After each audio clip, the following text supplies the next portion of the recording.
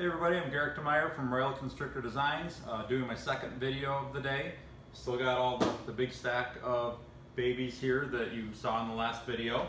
I've got a few more that I wanted to show you before I get them set up. I'm going to be spending the better part of the next 2 days getting all these guys set up and feeding in their individual containers. Hopefully getting some ready for the NARBC down in Tinley Park coming up in a couple weeks. I'm not sure how many of these I'm going to be able to get ready to go by then. I usually like them to get a few meals in them, but who knows, I might bring a few of them along.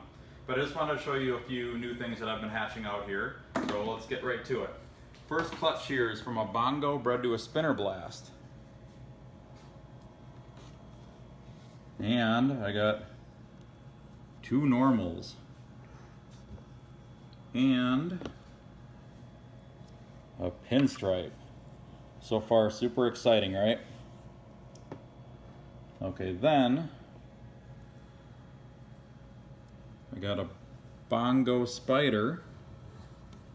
Look at how much the Bongo gene changes. I can get him to stretch out here a little bit. Get the Bongo Spider. And then here's another Bongo Spider. Pretty interesting the effect the Bongo gene has on that. I'll be showing typical Bongo coming up here pretty soon. I've got another clutch of them I wanted to show. Okay, and then here is a Bongo Lemon Blast.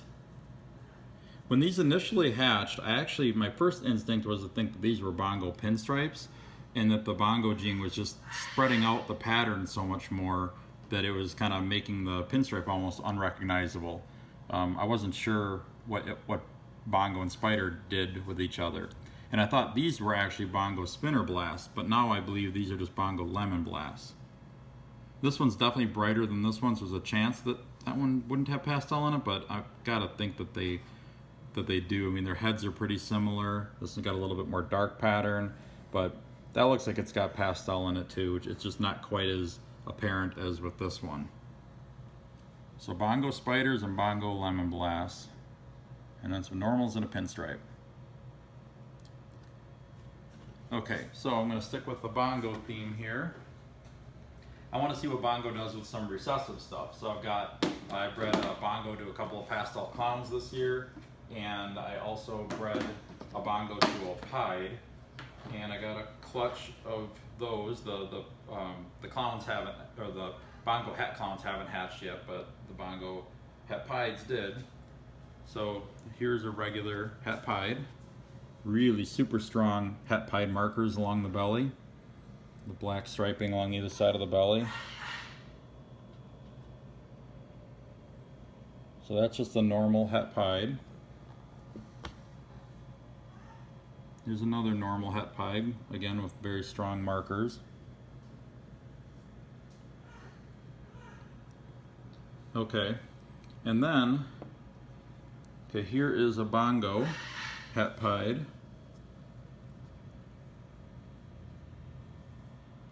He doesn't have the black around either side of the tail, but definitely a Bongo and definitely Het Pied.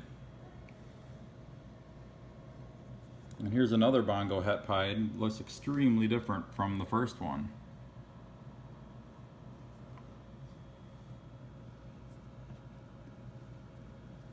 And then there's this thing. So I think there's a whole different gene at play in this, because I mean, it was just a regular pied female and just a normal Bongo male. And I don't know, like, these two Bongos are so different from each other, and this is so different from everything. It almost seems like whatever's going on with this is actually going on maybe with this as well. So I don't know. This is a female. I'm probably going to keep her. She's Het Pied anyway. I'm going to keep her and raise her up and see what I can do. And then this is a pair. So I'm going to keep all 3 of these so I can get those Bongo Pieds out hopefully in the next year or 2. Definitely within 2 years, but probably not by next year. I don't know if there's any way that the male with this pairing is going to be ready to breed by late winter, but we'll see. there's just so much to do with the Bongo Genie. I think it's a really underappreciated morph, and I think there's going to be a lot of cool stuff. I really want to see what the Bongo Clown looks like. Like I said, Bongo Pied. A lot of different combos I want to see with Bongo. And Super Bongo versions of all those too.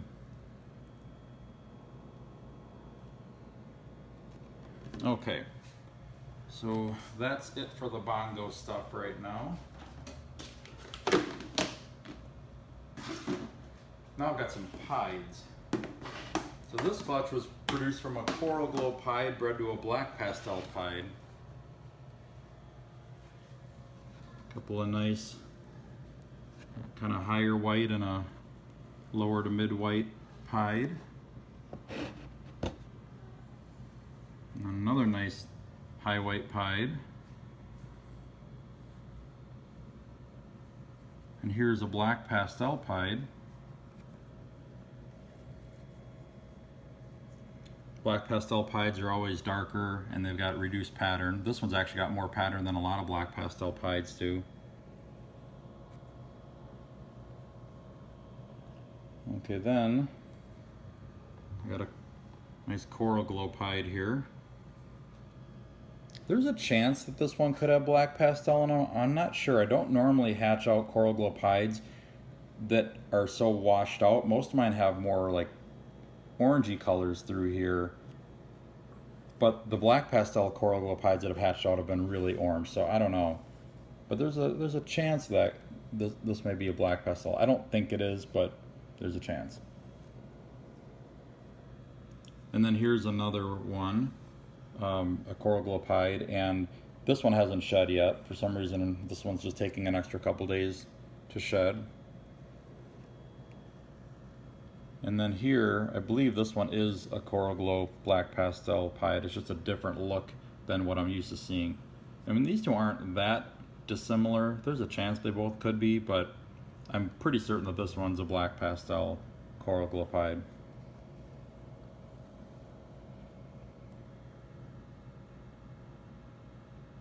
I love pied to pied clutches. I love seeing all pieds there. Okay. In a little bit of a hurry today. I want to get a good start on getting all these guys set up before my shipment of rodents come in, and then I have to go into feeding mode for the rest of the day with all my adult breeders. Okay, so this clutch is from a dreamsicle to a double het. Dreamsicle is of course a lavender albino pied. I got a trio of double hets. I have not sexed them yet, so I don't know if there's males or females in there. I guess we could probably sex those right now real quick. Female.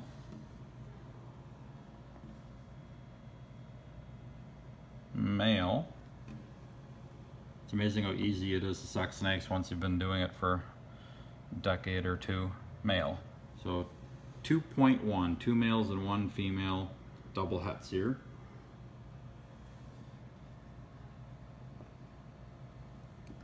Okay, then come to the dreamsicles. There's one.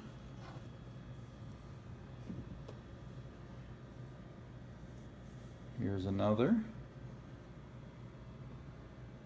And then here's the third one.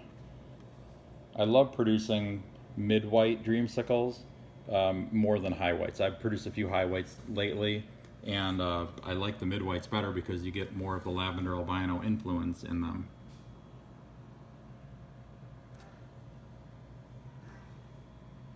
I'm currently breeding a dreamsicle male to some various multi-codom females to get some multi-codom het or double het dreamsicle offspring to get into that project. Orange Dream and Yellow Belly and a few other things. So let's just sex these real quick too. Female.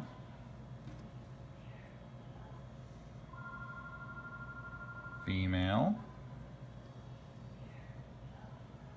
Male. So I'll probably keep one of the females and I'll sell the pair. I'm thinking that's what I'm going to do. I only have one female dreamsicle so far that I've held back in the past couple of years. She's almost ready to breed now, so that's a good thing, but can't have too many of those, I don't think. So I'm gonna go and start getting these set up now and hopefully get them all put away and get them fed today. If you'd like to see what I have available, make sure to check my website, royalconstrictordesigns.com.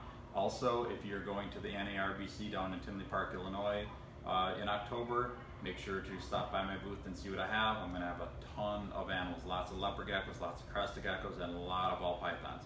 So I hope to see you there, and if not, maybe I'll see you next time.